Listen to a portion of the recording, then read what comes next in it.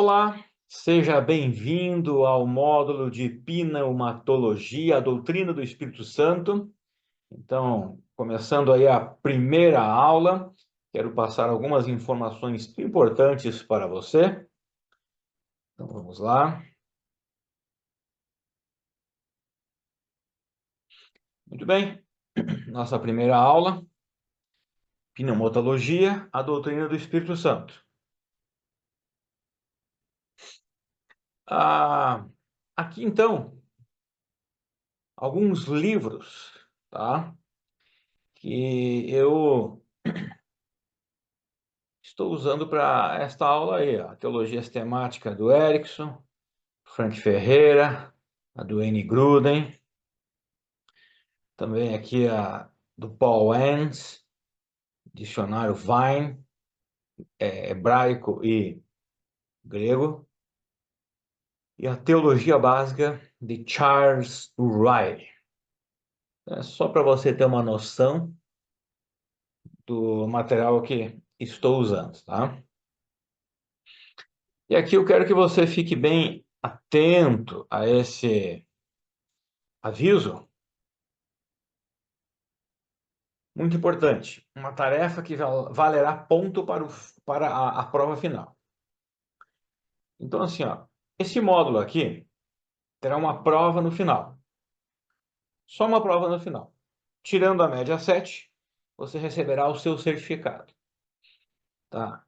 E lá naquela prova, haverá lá uma tarefa que valerá ponto referente a uma leitura, ou seja, você deve ler um capítulo, né, ou o capítulo que fala sobre a doutrina do Espírito Santo de algum livro de teologia sistemática. Então você pode, se você já tem um livro, você pode comprar um, ou pedir emprestado para o seu pastor, ou para alguém que tem o livro, e você lê todo o capítulo que fala sobre a doutrina do Espírito Santo. Tá bom? Muito bem. Começando aqui.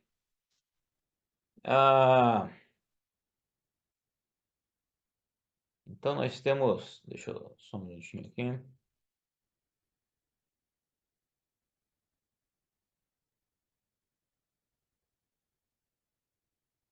Nós temos aqui a pneumatologia, a doutrina do Espírito Santo. E aqui a explicação. Pneumatologia é a junção de duas palavras gregas, pneuma e logos. Então, pneuma significa vento, né? Os seus cognatos, palavras que fazem parte aí da raiz, respirar e soprar. Então, figurativamente, descreve um espírito, algo que é invisível, imaterial e poderoso como o vento. Já a palavra pneuma, a palavra pneuma, ela é do gênero neutro. Então é interessante isso porque na língua portuguesa, espírito é do gênero masculino. Mas no grego, pneuma tem o gênero neutro. Então não sei por qual motivo os tradutores não quiseram procurar alguma palavra neutra, né, de gênero neutro, na língua portuguesa, preferiram espírito, que é do gênero masculino. Mas lá no grego, esta palavra, pneuma, é do gênero neutro. Já a palavra logos significa palavra, narrativa, relato, discurso, fala, conteúdo, assunto, declaração, doutrina, instrução, eloquência. Tem todos esses significados. Você juntando aqui, ó, pneuma e logia, ou logos, né? Vento, ou respirar e soprar, no caso é espírito. Então seria aqui uma declaração do espírito, ou o assunto do espírito. No nosso caso, o Espírito Santo. Discurso sobre o Espírito Santo. Ou, de forma aí mais popular, o estudo do Espírito Santo. Aqui, a pneumatologia é o estudo ou a doutrina do Espírito Santo. Então, aí você já tem uma noção da origem aí da palavra pneumatologia, que é a doutrina do Espírito Santo. Muito bem, as 3 primeiras aulas, nós veremos aqui sobre a história da doutrina do Espírito Santo, como que ela foi formada, como que ela foi desenvolvida, o seu desenvolvimento, todo o processo da doutrina do Espírito Santo. Então nós temos aqui a história da doutrina do Espírito Santo é colocada pelos historiadores em 3 momentos. De Jerusalém até o Concílio de Nicéia. E quando eu falo de Jerusalém, estou me referindo aqui a Atos 2, que é o início da igreja, lá em Jerusalém. Atos capítulo 2. Até o Concílio de Nicéia em 325, tá? Então, lembrando aqui as datas, tudo depois de Cristo. Do Concílio de Nicéia. Então, o Concílio de Nicéia foi um concílio das igrejas cristãs daquela época. Principalmente se referindo às igrejas cristãs do Ocidente, né, que tinha também do Oriente. Hoje é conhecida como o catolicismo, né, ortodoxo, do Oriente, as igrejas do Oriente. A igreja ortodoxa, né? E o Ocidente ficou conhecida como a Igreja Católica Romana. Só que nesse tempo aqui, ainda não existia essa separação e nem tinha essa questão aí de catolicismo. Na verdade, a palavra católica quer dizer universal, né? Então, era uma igreja universal. Ainda nessa época, não tinha toda essa separação que tem entre nós, por exemplo, nós batistas, o movimento batista, o movimento católico, né? E outros movimentos, ou seja, o movimento protestante referente ao catolicismo, né? Não tinha, era um cristianismo só aqui. Depois do Concílio de Nicéia, até a Reforma Protestante, em 1517, e aqui sim, então, houve a, aqui o cisma, né, a separação, que hoje nós conhecemos por várias denominações, né? Os batistas, presbiterianos, luteranos, e daí você pega pentecostais e neopentecostais também, Assembleia de Deus e outras igrejas. É como um grupo, né, que veio a partir aí praticamente da Reforma Protestante, separando-se da Igreja Católica. E depois, o terceiro momento é da Reforma Protestante até o tempo presente. Então, é isso que nós vamos ver. Então, no início da igreja, lá em Atos 2, pouco foi falado sobre o Espírito Santo. Agora, quando eu falo pouco, não estou falando do que estava na Bíblia sobre o Espírito Santo, tá? Não é isto. É sobre a doutrina desenvolvida através da palavra de Deus, é claro. Então, é isso que eu estou falando. Apenas era ventilado sobre a obra do Espírito Santo como orientador e condutor na produção da palavra de Deus. Orígenes falou da Bíblia como escrita pelo Espírito Santo. Filo e outros judeus alexandrinos afirmavam que os autores das Escrituras foram dominados pelo Espírito Santo enquanto escreviam. E muitos teólogos cristãos apoiavam esse ponto de vista. O apologista Atenágoras ensinava que os profetas foram levados a um estado de êxtase em que o Espírito Santo soprava através deles. Mas os pais da igreja foram cuidadosos nessas afirmações para evitar um papel meramente passivo dos autores bíblicos. Agostinho foi um deles. Então, o que ele quer dizer com isso? O que quer dizer essa frase aqui? É que os pais da igreja eles estavam tomando aí um pouco de cuidado com relação a essas afirmações aqui, ó. Porque alguns teólogos, filósofos aqui, como Orígenes, Filo e outros judeus alexandrinos, lembrando que havia uma escola, né, de teologia ali no norte da África, por isso que eles são chamados de judeus alexandrinos, afirmavam que os autores das escrituras foram dominados, ou seja, isso dá a entender que o Espírito Santo dominou eles, eles não perderam a personalidade. Aqui ele fala Atenágoras, né? Entrava num êxtase. Então, tudo isso aqui dá a impressão que eles perdiam o sentido, mas os pais da igreja foram muito cuidadosos nessas afirmações para que o papel, né, dos autores bíblicos, o autor principal é o Senhor Deus, né? Mas teve autores humanos, né, homens, eles não tivessem apenas um papel passivo, ou seja, falando sobre a inspiração do Espírito Santo, uma obra do Espírito Santo, a inspiração da palavra de Deus. O Espírito Santo, então, ele inspirou homens santos, escolhidos por Deus, para como que ele para produzir a palavra de Deus.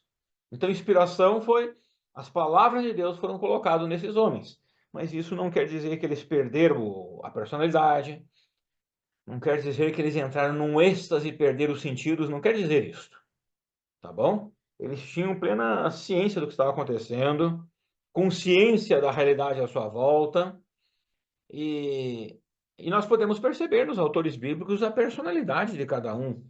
A personalidade de Paulo escrevendo as suas cartas, de João, né? E até mesmo o nível de intelectualidade de cada um, o nível de aprendizado, de estudo de cada um, né? Você vê uma linguagem mais simples em João e Pedro, que eram pescadores, e você vê uma linguagem mais rebuscada em Paulo, né? Que foi criado aos pés de Gamaliel, né? Gamaliel, um dos judeus mais famosos da época dele, né?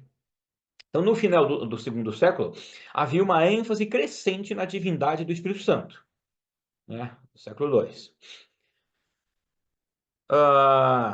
Nomes como Clemente de Roma, Tertuliano, Paulo de Samosata, Eusébio de Cesareia e Orígenes formularam suas concepções sobre o Espírito Santo.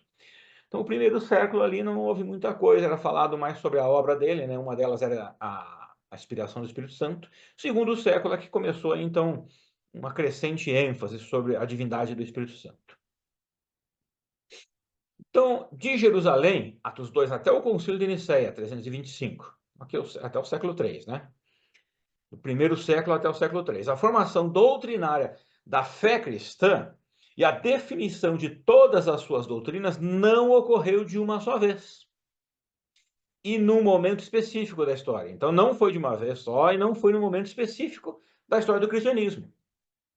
Houve um processo tanto no desenvolvimento de tal doutrina, como também com relação ao tempo de seu desenvolvimento. Também precisamos considerar que sempre houve uma ênfase maior em determinada doutrina em detrimento de outras. Então não existiu uma atenção igualitária sobre todas as doutrinas cristãs. E a doutrina do Espírito Santo foi uma das que não recebeu muita atenção nos primeiros séculos do cristianismo. Então, como já foi dito, né? Os teólogos, então, dos primeiros séculos, eles acabavam dando atenção a outras doutrinas, muito mais do que sobre o Espírito Santo. Isso, a doutrina de Deus, por exemplo, teontologia, ou chamada a teologia própria, né? A doutrina de Deus, foi uma delas. Então existiam a soteriologia também, né? Então existiam outras questões aí que eles davam mais ênfase do que na, na doutrina do Espírito Santo. E o que eu quero dizer? Ah, mas a Bíblia, o Novo Testamento lá não está escrito muito sobre o Espírito Santo? Sim, está lá na Bíblia. Então, quando eu falo da doutrina do Espírito Santo, é o desenvolvimento dela, como numa teologia sistemática, como nós estamos estudando. Não existia, não houve um estudo sistemático da doutrina do Espírito Santo, ou outras teologias, como a teologia bíblica também, né? É outro sistema. Então não existia isso ainda. Mas, com o tempo foi passando, e E houve, então, começou a haver uma ênfase maior em estabelecer a doutrina do Espírito Santo. E por que que isso aconteceu? Por causa das falsas doutrinas sobre o Espírito Santo. Aí, então, o povo começou a se mexer para definir a doutrina do Espírito Santo de forma bíblica, porque estava começando a pipocar várias falsas doutrinas sobre o Espírito Santo. E sempre foi assim. Então, aqui, a doutrina do Espírito Santo passou a ser considerada ortodoxa pela Igreja primitiva na forma batismal, trinitária e no credo apostólico. Então, o que é aqui a fórmula batismal trinitária? É quando alguém é batizado por imersão e o pastor, então, ele pronuncia essa fórmula batismal aqui. Não que ela tenha algum poder em si, mas esse pastor, ele não batiza em nome dele, né? Nem em nome da igreja. A igreja, sim, a igreja, ela autoriza isto, né? Mas não é em nome de algo muito mais alto. Então, assim, eu te batizo em nome do Pai, do Filho e do Espírito Santo. É a fórmula batismal trinitária. Então, essa fórmula aqui, provavelmente pode ter vindo lá de Mateus, de 29, 19, não lembro agora, né? Aquele texto que diz lá, deixa-me ver aqui, deixa eu pegar a Bíblia, poder demonstrar para você. Ide por todo mundo, fazer discípulos das nações, batizando-os em nome do Pai, do Filho e do Espírito Santo. Acho que é isso. Mateus 29, 19, é isso mesmo. Ide, portanto, fazer discípulos de todas as nações, batizando-os em nome do Pai, do Filho e do Espírito Santo. Então, essa é a fórmula batismal. E já no primeiro século, essa fórmula aí era usada. E o credo apostólico. Bom, então, na fórmula batismal, nós temos o nome do Espírito Santo. E o credo apostólico também. Aqui no ladinho, nós temos uma imagem do credo apostólico, tá? O credo apostólico, creio em Jesus Cristo, seu único Filho, nosso Senhor, o qual foi concebido por obra do Espírito Santo, nasceu da Virgem Maria, creio no Espírito Santo, né? Mais adiante, ó. Então tem uma parte aqui, ó. Creio em Jesus Cristo, tem aqui, foi concebido pelo Espírito Santo. Mais adiante, creio no Espírito Santo, né, na Santa Igreja Universal, aqui seria católico, né? Universal católico, no latim, né? Muito bem, na comunhão dos santos e assim por diante. Então, recordando aqui, a doutrina do Espírito Santo passou a ser considerada ortodoxa pela Igreja primitiva na fórmula batismal trinitária e no credo apostólico. Então, assim, você quer saber mais sobre o credo apostólico? Assista o módulo de tradição batista com o pastor Roberto Virgils, tá bom? Se inscreva lá. Mas o credo apostólico, com o tempo, houve a necessidade de ter um credo, um resumo, como aqui, ó, o credo apostólico. Creio em Deus Pai Todo-Poderoso. Então, tudo que está aqui no credo apostólico nós cremos, é bíblico. E com o tempo houve a necessidade de ter algo resumido. É como esse credo aí. E, e aí está inserido o Espírito Santo. Na fórmula batismal também está inserido o Espírito Santo. Muito bem. Agora, como eu havia dito, o desenvolvimento da doutrina do Espírito Santo se deu por causa de ensinamentos errados que estavam surgindo. Começaram a surgir ensinamentos errados, e daí, então, o que aconteceu? Os teólogos, né, a igreja começou a se mexer, começou a trabalhar para consertar isso, né? Para preencher essas lacunas. Então, nós temos aqui em 170, ao primeiro século, o montanismo. A atenção à doutrina do Espírito Santo passou a ser dada no surgimento de um grupo dentro do cristianismo chamado de montanismo. Olha aí, ó. Acabei de falar. A atenção à doutrina do Espírito Santo passou a ser dada quando surgiu, né, esse grupo dentro do cristianismo chamado montanismo, através do ministério de Montano e também de Prisca e de Maximila. Essas mulheres aqui se autoproclamavam profetisas e anunciavam a era do Espírito. Então, parece que nós temos algo meio parecido às vezes, né, em nosso meio, né? Igrejas ou pessoas que se autoproclamam profetas ou profetisas, né, e dizem esta era do Espírito. Dão uma ênfase muito grande ao Espírito Santo e esquece o resto. Ó, com novas revelações. Você percebe, às vezes, na era presente, isso aqui, ó, começou a acontecer lá em 170, no primeiro século. Novas revelações da parte de Deus. Essa doutrina dava ênfase exagerada no Espírito Santo com experiências espirituais, ó, outra coisa, experiências espirituais e uma revelação adicional. Então, isso aqui sempre precisamos sempre tomar cuidado com essas questões aqui, ó. Pessoas que se autoproclamam profetas, dão uma ênfase exagerada no Espírito Santo, falam sobre experiências espirituais, são experiências delas, e falam de uma revelação adicional. Isso sempre foi perigoso e continua sendo. Então, essa doutrina foi preocupante para a igreja primitiva, que os moveu em melhor entendimento sobre a pessoa do Espírito Santo e a condenação do montanismo. Então, o surgimento aí de falsas doutrinas, não podemos dizer que é algo sempre negativo. Pode ser algo positivo, porque moveu a igreja, forçou a igreja a estudar melhor e formular, né, a doutrina bíblica correta, ortodoxa. Então, o montanismo era um grupo carismático.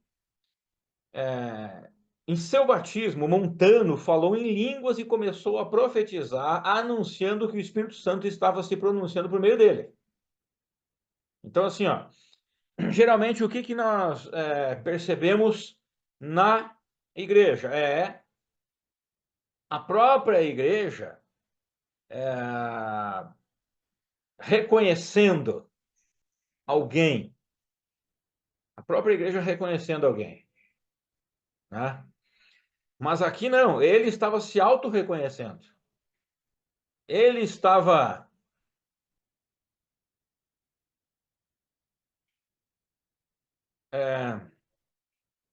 eu esqueci de colocar o fone e passou um carro de propaganda aqui. Muito bem.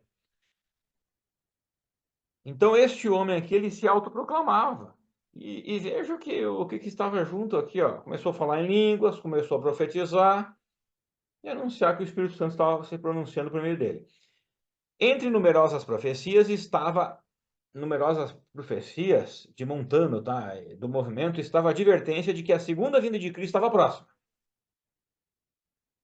Parece que sempre quando tem essas questões de ênfase no Espírito Santo, experiência própria, eu me autoproclamo, também o falar em línguas também vem junto aí profecias da vinda de Cristo, está próximo, até colocando data, né? Perigoso isso. Eles ensinavam que suas profecias esclareciam as Escrituras e que profetas inspirados pelo Espírito Santo continuariam a surgir na comunidade cristã. Tertuliano acabou se tornando um montanista, tá bom? Mas olha que interessante. Isso aqui, ó, eles ensinavam que suas profecias esclareciam as Escrituras. Isso aqui precisa ser condenado, né? E que eles também estavam afirmando que mais profetas inspirados pelo Espírito Santo continuariam a surgir e a acrescentar, adicionar a palavra de Deus. Então, ó, você pega lá Apocalipse, por exemplo. Vamos pegar aqui o livro de Apocalipse. Eu quero passar aqui. Ó, último capítulo de Apocalipse. capítulo 22, versículo 18. Eu, a todo aquele que ouve as palavras da profecia desse livro, testifico: se alguém lhes fizer qualquer acréscimo, Deus lhe acrescentará os flagelos escritos nesse livro. E se alguém tirar qualquer coisa das palavras do livro dessa profecia, Deus tirará a sua parte da árvore da vida, da cidade santa e das coisas que se acham escritas nesse livro. Isso aqui já responde sobre... A Bíblia já foi completa. Ela já está completa. Não há mais necessidade de nova palavra. Pode ser que isso venha acontecer lá no milênio, mas não agora. E esses dois versículos aqui, eles são bem claros com respeito a isso. Ah, pastor, mas João está escrevendo que aquele que ouve as palavras da profecia desse livro, testifico, se alguém lhes fizer qualquer acréscimo ou tirar algo, né, ou acrescentar, vai receber os flagelos escritos no livro. Qual livro? O livro do Apocalipse. Sim, ele está se referindo ao livro do Apocalipse. Só que tudo que nós temos em Apocalipse, do capítulo 1 até o versículo 22, nós encontramos no resto da Bíblia, nós encontramos em Gênesis, nós encontramos nos pequenos e nos grandes profetas, nós encontramos no Novo Testamento, Tessalonicenses, Paulo, nos escritos de Paulo e Pedro, nos Evangelhos. Tudo que está em Apocalipse nós encontramos no resto da Bíblia. Então, isso vale para toda a Bíblia. Porque se eu não posso tirar algo de Apocalipse que é ensinado no resto da Bíblia, eu também não posso tirar do resto, né? Ou acrescentar algo, ok? Esse é só um dos argumentos. Depois, no segundo século, veio o sabelianismo. Sabélio foi um teólogo cristão nascido na Líbia ou no Egito, não se tem certeza. Sabélio ensinava que Deus era uma unidade, mas que se revelou de três maneiras ou formas diferentes. E está aqui o erro dele. Porque Deus se revelou em três pessoas. A palavra Elohim, no hebraico, é uma palavra que está no plural. Essa palavra está no plural. Elohim quer dizer Deus. E ela está no plural. Ela significa que há só um Deus. Mas a palavra em si está no plural. Então, é um Deus que se revelou em três pessoas: Pai, Filho e Espírito Santo. Ou em formas diferentes. No caso, ele não falou três pessoas, três maneiras ou formas diferentes. É que é um problema. E ele ensinou que não eram três hipóstases, ou seja, três substâncias. Ou melhor, três pessoas, mas três papéis desempenhados pelo mesmo Deus. Então, isso é um Deus que desempenha papéis diferentes. Papel de Pai, papel de Filho e papel do Espírito Santo, não. E a doutrina ortodoxa, e o que a Bíblia nos ensina é que Deus é um só, e se revela em três pessoas, Pai, Filho e Espírito Santo, mas eles têm a mesma substância, a mesma essência e substância, diferente do que Sabelo ensinava.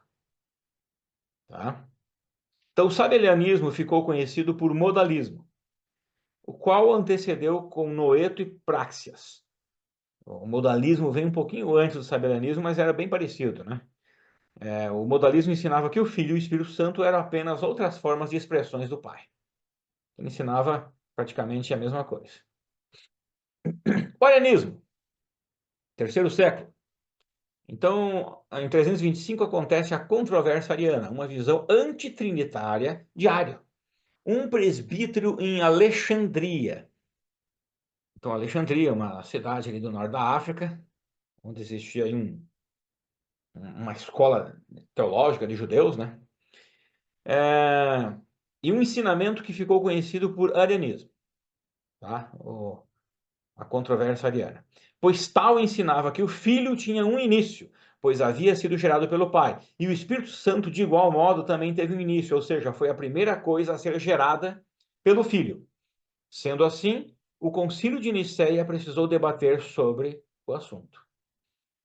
Então, ele vai na mesma linha aqui do sabelianismo, tá? Só que é parecida a linha, né, dele, né? Mas, só que ele vai mais longe. Ele diz que Jesus Cristo foi gerado pelo Pai. E o Espírito Santo foi gerado por Jesus Cristo, o Filho. Então tem níveis aqui entre o Espírito Santo, o Filho e o Pai, de importância. E não é assim, biblicamente não é assim. A doutrina da triunidade, eu prefiro falar triunidade do que trindade, porque triunidade remete a uma completude, ou seja, são três, é um Deus, triunidade é um Deus, tá? Que se revela em três pessoas. E eles têm a mesma substância ou a mesma essência, diferente do que a Ario ensinou. Então, nesse tempo também temos a defesa de Atanásio, entre 293 e 295, o nascimento dele, e a morte 373, contra os adeptos de uma heresia conhecida por pneumatomaquia, que Atanásio chamou de trópicos, ou tropsi, derivado da palavra grega tropos, que significa figura. Isto porque esse grupo estava empenhado em fazer exegese figurada das Escrituras. Algo que não era incomum naquela época, mas algo muito perigoso, porque de interpretações figuradas da palavra de Deus é que se tem formulado muitos erros doutrinários. Então precisamos cuidar. O que é exegese? Exegese é você tirar da palavra de Deus o que ela está dizendo e colocar em prática, né? Formular, chegar a conclusões do que a palavra de Deus diz. E exegese, tem exegese. Exegese já é diferente. Exegese, você já vai com a conclusão meio que pré-concebida e você tenta enfiar, então, a sua doutrina, a sua conclusão, a sua pressuposição dentro da leitura bíblica. É diferente. Você tenta encaixar ela lá. E a interpretação, existem duas, né? Ou a figurada ou a literal. Então, a figurada, ela é preocupante, porque eu posso... Há textos na Bíblia, como, por exemplo, Ezequiel 47, o rio que sai do trono de Deus, né, do trono do templo. Na linguagem figurada é dado mais do que 10 tipos de interpretações. Já na figurativa, não, é só uma. O rio é rio, a água é água, o templo é templo e pronto. O rio vai aumentando, o peixe é peixe. Mas numa linguagem figurativa, não, o rio são as nações, os gentios, os peixes também. Você pode é perigosa. A linguagem, a Bíblia tem linguagem figurada? Tem. Então, assim, não tem problema nenhum. Você pode pegar o livro de Apocalipse, por exemplo, e outros livros e cartas, você vai encontrar a linguagem figurada. Tem vários tipos de linguagens na Bíblia, né? E uma delas é a figurada. Linguagem é uma coisa, interpretação é outra. A linguagem pode ser figurada ou figurativa, mas a interpretação precisa ser literal. Então, quando a Bíblia tem uma linguagem figurada, eu preciso interpretar literalmente a linguagem figurada, tá bom? Porque através de interpretação figurada é que muitos erros doutrinários são formados. Atanásio defendia a consubstanciação da triunidade, ou seja, que as três pessoas da triunidade têm a mesma substância, essência ou natureza, em seus escritos. Contra os pagãos, é um dos escritos dele, e também a carta que ele envia ao imperador através de Serapião, um ajudante lá.